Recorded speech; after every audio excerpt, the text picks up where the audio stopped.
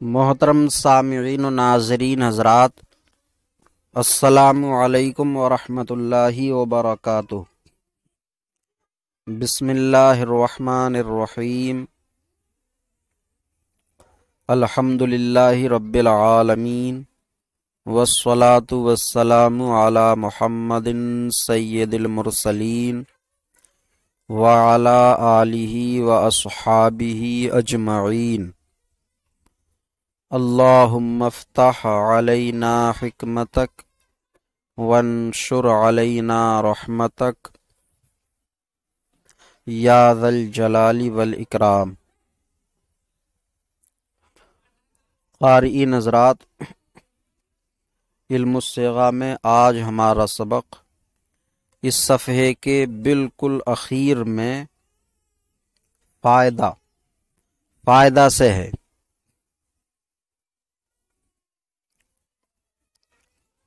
اس فائدے میں صاحب علم الصیغہ نے باب تمفعل میں اپنی دی ہوئی دلیل میں جو الحاق کا دار و مدار بیان کیا، اس کی پختگی محققین فن صرف کے قول سے کر رہے ہیں۔ تمفعل ملحق ہے صاحب علم الصیغہ کے نزدیک۔ دلیل میں کہا کہ الحاق کا دار و مدار اس بات پر ہے کہ مزید فی حرف کی زیادتی کی وجہ سے رباعی کے وزن پر ہو جائے، اور ملحق بہی کے باب کے معنی کے علاوہ خواص کے قبیل سے کوئی نیا معنی اس میں پیدا نہ ہو۔ یہ بات تمسکن میں ہے، لہذا تمفعل تمسکن ملحق ہے۔ اب اسی کی مضبوطی کے لیے محققین فن صرف کا قول بیان کر رہے ہیں کہ صاحب شافیہ نے تفاعل اور تفاعل کو ملحقات سے شمار کیا ہے، یعنی ثلاثی مزید فی مطلق غیر ملحق بے حمزہ وصل کے جو باب ہیں تفاعل اور تفاعل، تو ان دونوں کو صاحب شافیہ نے ملحق بتایا۔ جیسے تقبلہ ہے، تقبلہ تو یہ تسربلہ کے وزن پر ہے، تو لہذا حرف کی زیادتی ہوئی ہے اس میں تا، اور تا کی زیادتی آ جاتی ہے فا سے پہلے الحاق کے لیے، تو یہ ملحق ہو گئے۔ صاحب شافیہ نے اس طرح سے کہا، لیکن تمام محققین فن صرف نے ان کی اس بات کو غلط بتایا، اور ان کے بات کو غلط کہنے کے جواب میں یہ کہا کہ الحاق کا دار و مدار اس بات پر ہے کہ رباعی مزید فی حرف کی آتی ہے اسے رباعی کے وزن پر ہو جائے، اور ملحق بہی کے باب کے معنی کے علاوہ کوئی نیا معنی اس میں پیدا نہ ہو۔ تو تفاعل و تفاعل حرف کی زیادتی کی وجہ سے اگرچہ رباعی کے وزن پر ہو گئے ہیں، لیکن تفاعل اور تفاعل دونوں بابوں کے اندر ملحق بہی یعنی تسربل کے علاوہ تسربل کے معنی کے علاوہ اس میں زائد معنی پائے جاتے ہیں، لہذا تفاعل اور تفاعل ملحق نہیں ہو سکتے، کیونکہ الحاق کا مدار ہی اس بات پر ہے کہ ملحق بہی کے باب کے معنی کے علاوہ اس میں خواص کے قبیل سے زائد معنی نہ پائے جاتے ہوں، اور تفاعل و تفاعل میں پائے جاتے ہیں، لہذا تفاعل و تفاعل ملحق نہیں ہے۔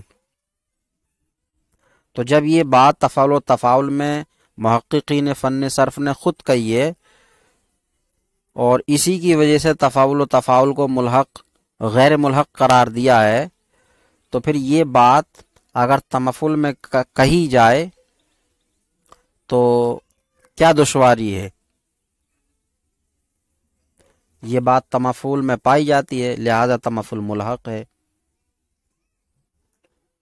تو یہ فائدہ میں بیان کیا ہے صاحب المصیغہ نے۔ فائدہ، صاحب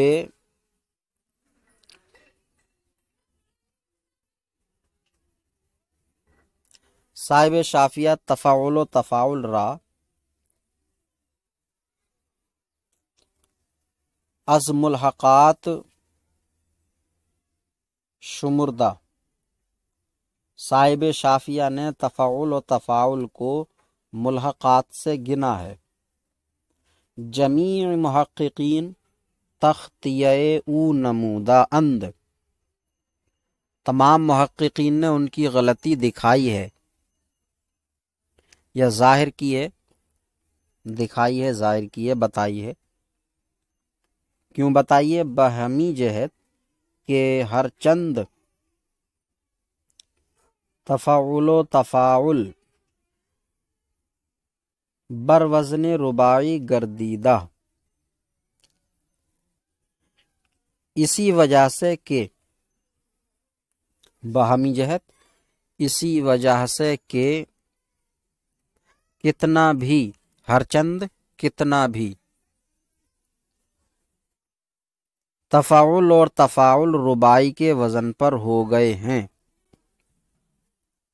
کتنا بھی تفاعل و تفاعل رباعی کے وزن پر ہو گئے ہیں، لیکن دریں ہر دو باب خواص و معانی زائدست نسبت بملحق بہی، لیکن ان دونوں بابوں میں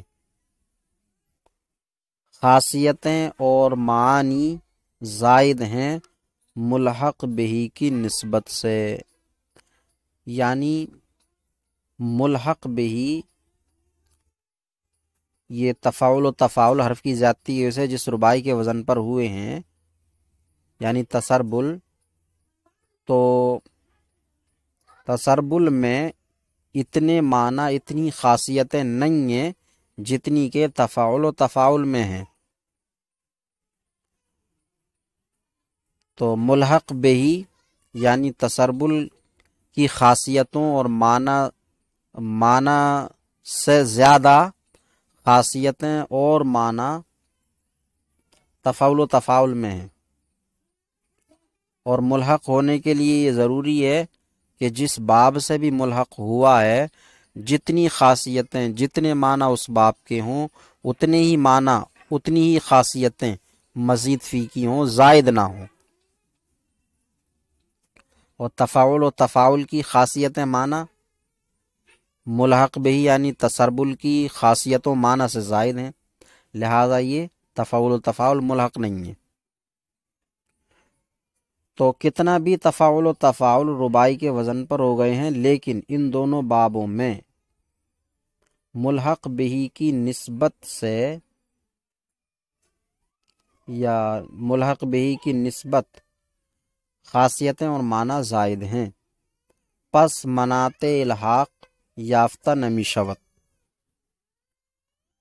تو الحاق کا دار و مدار نہیں پایا جا رہا ہے۔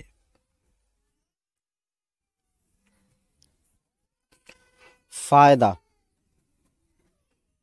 غیر ثلاثی مجرد کے جو مصدر ہیں، جیسے رباعی مزید فی، ثلاثی مزید فی، اور رباعی مجرد و مزید فی،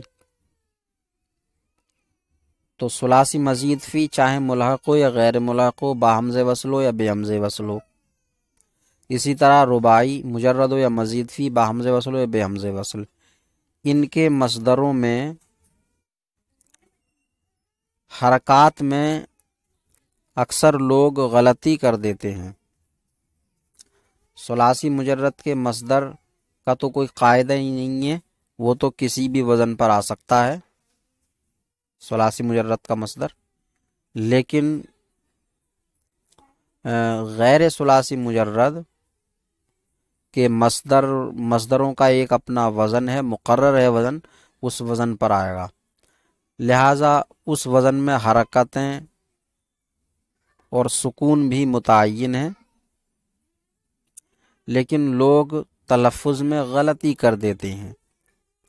اس لیے صاحب علم الصیغہ کے جو استاذ ہیں سید محمد صاحب، انہوں نے غیر ثلاثی مجرد کے مصدروں کی حرکتوں کو ضبط کرنے کے لیے کچھ قاعدے تحریر کیے ہیں۔ وہ قاعدے یہاں سے اب صاحب علم الصیغہ بیان کریں گے تاکہ غیر ثلاثی مجرد کے مصدروں میں غلطی نہ ہو۔ تو فائدہ حضرت استاذی مولوی سید محمد صاحب بریلوی غفر لہو، یہ غفرہ نہیں ہے، غفرہ ہے، غفر لہو یا غفرہ بھی ہو سکتا ہے، برائے ضبط حرکات مصادر غیر ثلاثی مجرد قاعدہ تقریر فرمودند۔ حضرت میرے استاذ مولوی سید محمد صاحب نے محمد صاحب بریلوی نے، ان کی بخشش کر دی جائے یا اللہ ان کو بخش دے، غفر لہو پڑھا جائے تو ان کی بخشش کر دی جائے، اور غفر لہو پڑھا جائے گا تو اللہ تعالیٰ ان کو بخش دے۔ غفر لہو نے غیر ثلاثی مجرد کے مصدروں کی حرکتوں کو ضبط کرنے کے لیے قاعدہ تحریر فرمایا ہے، قاعدہ تقریر فرمودند، قاعدہ تقریر فرمایا، تحریر فرمایا ہے۔ افادتاً نوشتہ می شبد، فائدے کے لیے لکھا جاتا ہے۔ قاعدہ، ہر مصدر غیر ثلاثی مجرد کے در آخرش تا باشد و فا مفتوح بود، ما بعد ساکن اولش مفتوح باشد۔ غیر ثلاثی مجرد کا ہر وہ مصدر جس کے آخر میں تا ہو اور فا مفتوح ہو، غیر ثلاثی مجرد کا ہر وہ مصدر جس کے آخر میں تا ہو اور فا مفتوح ہو، مابعد ساکن اولش، ساکن کے مابعد اس کا پہلا حرف مفتوح ہوتا ہے، ساکن کا مابعد اس کا پہلا حرف مفتوح ہوتا ہے۔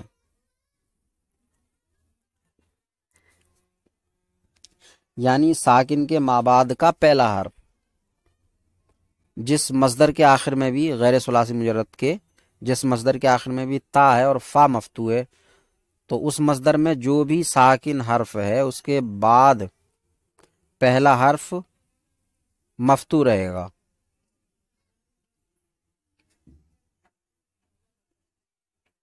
ساکن کا مابعد اس کا پہلا حرف یعنی ساکن کا مفتوح رہتا ہے۔ جیسے مفاعلت، تو مفاعلت میں آخر میں تا ہے اور فا مفتوح بھی ہے، اب اس میں ساکن ہے الف، اس کا مابعد ہے عین، یہ مفتوح رہے گا۔ ایسے ہی فاعلتن، اس مصدر میں بھی تا ہے آخر میں اور فا مفتوح ہے، تو اس میں ساکن ہے عین، تو اس عین کا پہلا مابعد یعنی لام مفتوح رہے گا۔ تو غیر ثلاثی مجرد کا کوئی بھی مصدر ہو، آخر میں تا ہو، فا مفتوح ہو، تو ساکن کا پہلا مابعد، پہلا مابعد یعنی ساکن کے بعد والا پہلا حرف مفتوح رہنا ہے۔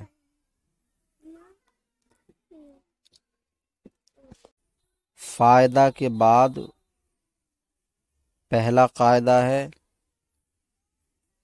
اور پہلے قاعدے کے بعد وہ ہر مصدر مذکور یہاں سے ہے۔ غیر ثلاثی مجرد کے مصدروں کی حرکتوں کو ضبط کرنے کے قاعدے شروع ہو گئے ہیں۔ غیر ثلاثی مجرد مصدروں میں کس حرف پر کیا حرکت رہنی ہے، اس بارے میں کچھ قاعدے ہیں جو صاحب علم الصیغہ کے استاذ نے تحریر فرمائے ہیں، تو وہ صاحب علم الصیغہ یہاں فائدے کے لیے ذکر فرما رہے ہیں۔ اس میں سے پہلا قاعدہ ہو چکا ہے کہ غیر ثلاثی مجرد کا کوئی بھی مصدر ہو، اس کے آخر میں تا ہو اور فا مفتوح ہو، تو اس مصدر میں جو ساکن حرف ہوگا اس ساکن کے بعد پہلا حرف مفتوح رہے گا۔ یہ پہلا قاعدہ ہو چکا، جیسے مفعلت، فعلتن اور اس کے ملحقات۔ دوسرا قاعدہ ہے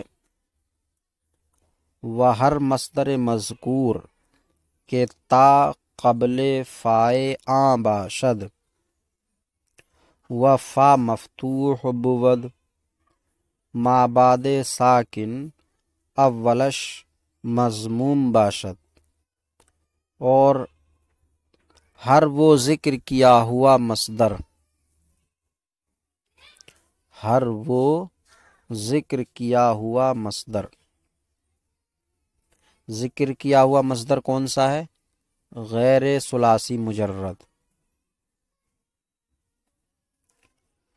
تو غیر ثلاثی مجرد کا ہر وہ مصدر کہ تا اس کے فا سے پہلے ہو، اس مصدر کے فا سے پہلے تا ہے۔ اوپر پہلے قاعدے میں تھا کہ آخر میں تا ہو، اس قاعدے میں ہے کہ تا فا سے پہلے ہو اور فا مفتوح ہو۔ ہر وہ ذکر کیا ہوا مصدر کہ جس کے فا سے پہلے تا ہو اور فا مفتوح ہو، ما بعد ساکن اولش مضموم باشد، ساکن کا مابعد اس کا پہلا حرف مضموم ہوتا ہے۔ ساکن کا مابعد اس کا پہلا حرف یعنی ساکن کے بعد پہلا حرف، تو ساکن کا مابعد اس کا پہلا حرف مضموم ہوتا ہے، مضموم، جیسے تقابل، تقابل، تو تقابل میں تا فا سے پہلے ہے اور فا مفتوح ہے، اس میں الف ساکن ہے، تو اس الف کے بعد جو پہلا حرف ہے با، یہ مضموم رہے گا۔ ایسے ہی تقبل، تقبل میں بھی تا فا سے پہلے ہے، فا مفتوح ہے، اس کے بعد با ساکن ہے، اس ساکن با کے بعد پھر با ہے، وہ مضموم رہے گا۔ ایسے ہی تسربل، تسربل میں بھی تا فا سے پہلے ہے، فا مفتوح ہے، ساکن ہے را، اس کا را کے بعد پہلا حرف ہے با، تو یہ مضموم رہے گا۔ وہ ملحقات اور اس کے ملحقات تسربل کے۔ تو قاعدے کا خلاصہ یہ ہے کہ تا فا سے پہلے اور فا مفتوح ہو، تو اس مصدر میں جو بھی ساکن حرف ہوگا اس کے بعد جو پہلا حرف آئے گا وہ مضموم رہے گا۔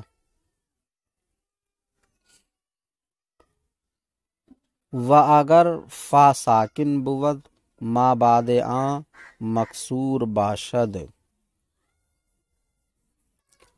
اب یہ ہے کہ اس میں غیر ثلاثی مجرد کا ہر وہ مصدر جس میں فا سے پہلے تا ہو، فا مفتوح ہو، تب تو ساکن کا ما بعد، ساکن کے بعد کا پہلا حرف مضموم ہے، لیکن اگر تا فا سے پہلے ہی ہو اور فا مفتوح نہ ہو بلکہ ساکن ہو تو کیا رہے گا؟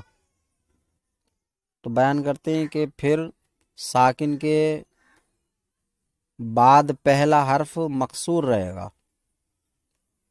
اور اگر فا ساکن ہو، و اگر فا ساکن بود، اور اگر فا ساکن ہو ما بعد آں مکسور باشد، تو اس کا ما بعد یعنی ساکن کا ما بعد مکسور رہے گا۔ جیسے تصریف، تصریف تو تصریف میں تا فا سے پہلے ہے اور فا مفتوح نہیں ہے بلکہ ساکن ہے، تو ایسی صورت میں ساکن کے ما بعد پہلا حرف مکسور رہے گا، لہٰذا اس میں را جو ہے مکسور ہے، تصریف۔ و ہر مصدر کے حمزہ وصل در ابتدا داشتہ باشد ما بعد ساکن اولش مکسور باشد، اور ہر وہ ذکر کیا ہوا مصدر مذکور نہیں ہے ہاں اس میں، تو ہر وہ مصدر جو حمزہ وصل شروع میں رکھتا ہو، مراد وہی ہے مصدر مذکور یعنی غیر ثلاثی مجرد کا مصدر، تو ہر وہ مصدر جو حمزہ وصل شروع میں رکھتا ہو ساکن کا ما بعد اس کا پہلا حرف مکسور ہوتا ہے۔ اگر شروع میں حمزہ وصل ہے تو ساکن کے بعد پہلا حرف مکسور رہے گا۔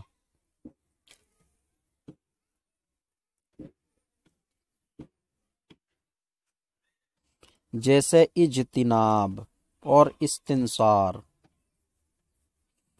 تو اجتناب میں، اجتناب یہ اس کے شروع میں حمزہ وصل ہے، ساکن ہے جیم اج، اس کے بعد پہلا حرف ہے تا، تو یہ مکسور رہے گا اجتناب۔ ایسے ہی استنصار میں حمزہ وصل ہے شروع میں اور ساکن ہے سین، اس کے بعد ہے تا، تو تا مکسور رہے گا استنصار۔ وغیرہ آں اور اس کے علاوہ، وغیرہ آں اور اس کے علاوہ، اس کے علاوہ کیا ہے؟ جیسے انفعال ہے، افعلال ہے، افعیلال ہے، افعیعال ہے، افعوال ہے، سب میں ساکن کے ما بعد پہلا حرف مکسور رہے گا۔ جز افعل و افعل، افعل اور افعل کے علاوہ، افعل اور افعل کے علاوہ، تو افعل میں ساکن کا ما بعد اف، تو حمزہ وصل شروع میں اس کے ساکن ہے فا، اف فا، تو یہ فا مکسور نہیں ہے بلکہ مفتوح ہے۔ اوپر قاعدے کے لحاظ سے ہونا چاہیے تھا افعل، ایسے ہی فاعل، اس میں بھی حمزہ وصل شروع میں ہے تو ساکن کا ما بعد یعنی پہلا حرف مکسور ہوتا، لیکن ان دو میں ایسا نہیں ہے۔ ان دو میں ایسا کیوں نہیں ہے؟ تو اس کی وجہ کہ از فروع تفاعل و تفاعلند، جو تفاعل اور تفاعل کی فرع سے ہیں، تفاعل اور تفاعل کی فرع سے ہیں۔ اصلی از ابواب حمزہ وصل نیستند، حمزہ وصل کے اصلی بابوں سے نہیں ہیں، یعنی افعل اور افعل یہ حمزہ وصلی کے اصلی باب نہیں ہیں، بلکہ یہ حقیقت میں تفاعل و تفاعل ہیں، جیسا کہ پیچھے گزر چکا ہے۔ تو لہٰذا اس سے متعلق جو قاعدہ بیان ہوا تو وہ افعول و افعول کے لیے نہیں ہے، بلکہ اس کے علاوہ دیگر مصادر کے لیے ہے۔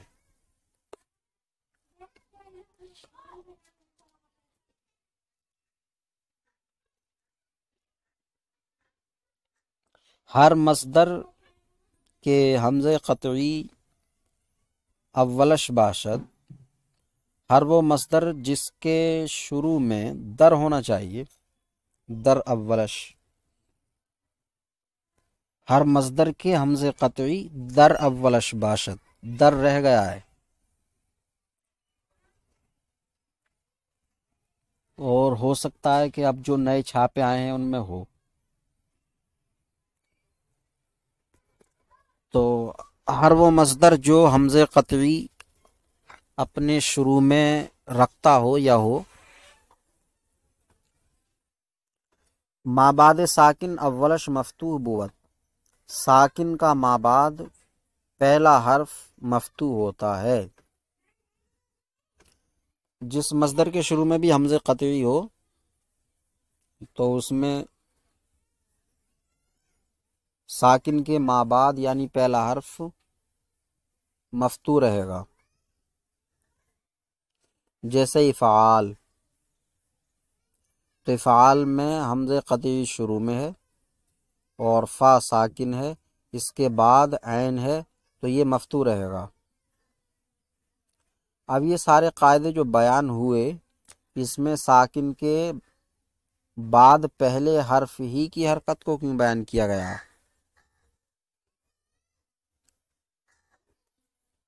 اس میں حروف تو مصدر میں اور بھی ہیں، اور حروف کی حرکتوں کو کیوں بیان نہیں کیا گیا؟ ساکن کے بعد پہلے حرف ہی کی حرکت کو کیوں بیان کیا؟ تو اس کی وجہ بتا رہے ہیں کہ لوگ جو ہے اکثر و بیشتر غلطی اسی حرف میں کرتے ہیں۔ ساکن کے بعد جو پہلا حرف آتا ہے اسی میں لوگ زیادہ تر غلطی کرتے ہیں، تو اس لیے اسی کی حرکت کو خاص طریقے سے بیان کیا اور اسی کے لیے قاعدہ بتایا۔ قاعدہ وجہ ضبط حرکت مابعد ساکن اول بالخصوص است، ساکن کے پہلے مابعد کی حرکت کو ضبط کرنے کے قاعدے کی وجہ دری قاعدہ، اس قاعدے میں ساکن کے پہلے مابعد کی حرکت کو ضبط کرنے کی وجہ بالخصوص یہ ہے، اس قاعدے میں ساکن کے پہلے مابعد کی حرکت کو ضبط کرنے کی وجہ یہ ہے کہ خطا در تلفظ بہمی حرف بیشتر از مردم واقع می شود، کہ غلطی تلفظ میں اسی حرف سے زیادہ تر لوگوں سے واقع ہوتی ہے۔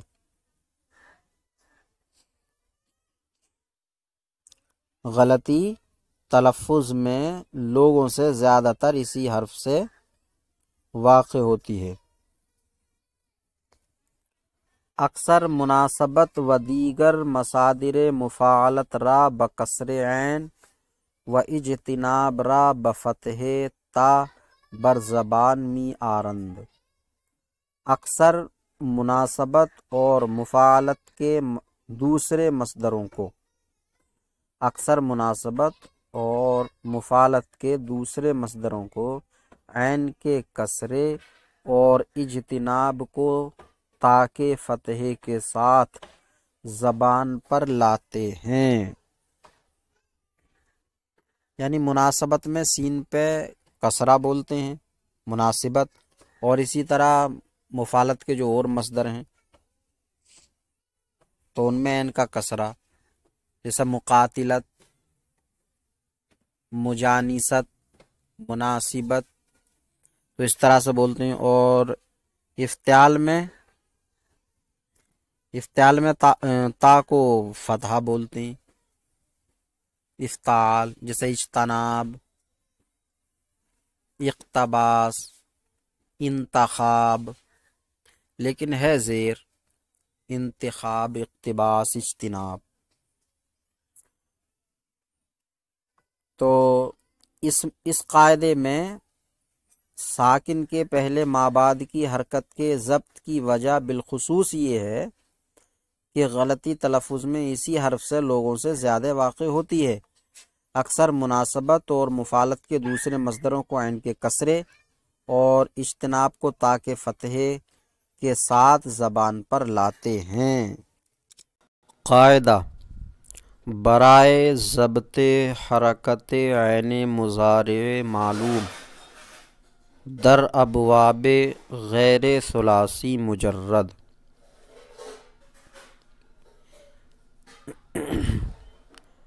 یہاں سے مضارع معروف کے عین کلمے کی حرکت کے ضبط کے لیے قاعدہ بیان فرما رہے ہیں۔ اب تک جو بیان کیا وہ غیر ثلاثی مجرد مصدر میں ساکن کے پہلے مابعد کی حرکت کے لیے قاعدہ بیان کیا۔ یہاں سے غیر ثلاثی مجرد کے بابوں میں مضارع معروف کے عین کی حرکت کیا رہے گی اس بارے میں قاعدہ بیان فرما رہے ہیں۔ تو قاعدہ برائے ضبط حرکت عین مضارع معلوم در ابواب غیر ثلاثی مجرد۔ غیر ثلاثی مجرد کے بابوں میں مضارع معروف کے عین کی حرکت ضبط کرنے کے لیے قاعدہ: اگر در ماضی تا قبل فا باشد عین مضارع مفتوح خواہد بود۔ اگر ماضی میں تا فا سے پہلے ہو تو عین مضارع مفتوح ہوتا ہے۔ اگر ماضی میں تا فا سے پہلے ہو تو عین مضارع مفتوح ہوتا ہے۔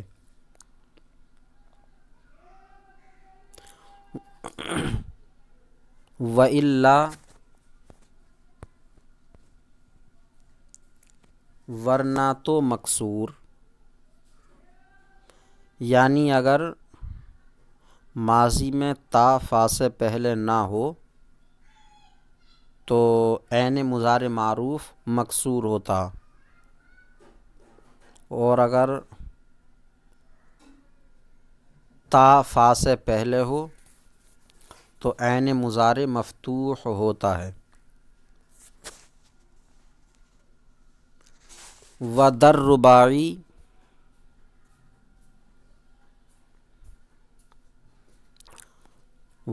رباعی و ملحقات کل لام اول و ہر حرف کے بجائے باشد حکم عین دارد۔ اور رباعی اور اس کے تمام ملحقات میں پہلا لام اور ہر وہ حرف جو اس کی جگہ میں ہو عین کا حکم رکھتا ہے۔ اور رباعی اور اس کے کل ملحقات میں پہلا لام اور ہر وہ حرف جو اس کی جگہ میں ہو عین کا حکم رکھتا ہے۔ پس در تفاعل و تفعل و تفاعل و در ملحقاتش ما قبل آخر در مضارع معلوم مفتوح باشد۔ تو تفاعل اور تفاعل اور تفاعل میں، تو تفاعل اور تفاعل اور تفاعل میں اور اس کے ملحقات میں آخر کا ماقبل مضارع معروف میں مفتوح ہوتا ہے۔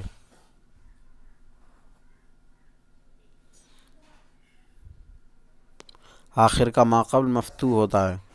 ودر جملہ ابواب دیگر مکسور، اور دوسرے تمام بابوں میں مکسور ہوتا ہے۔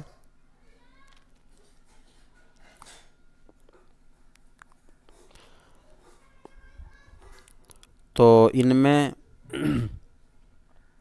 تفاعل و تفاعل و تفاعل میں آخر کا ماقبل عین ہے، تا فا سے پہلے ہے، اس لیے آخر کا ماقبل مفتوح ہوتا ہے۔ اور ان کے علاوہ جیسے افتعال ہے، استفعال ہے، یا مفاعلت ہے، اور بھی وہ باب جن میں تا فا سے پہلے نہیں ہیں، تو ان میں آخر کا ماقبل مکسور ہوتا ہے۔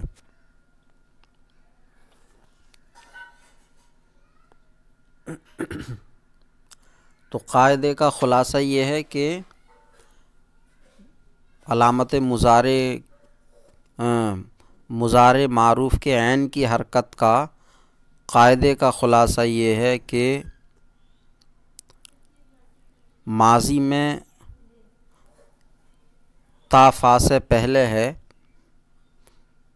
تو عین مضارع معروف مکسور رہے گا، اور اگر مفتوح رہے گا، اور اگر تا فا سے پہلے نہیں ہے تو عین مضارع معروف مکسور رہے گا۔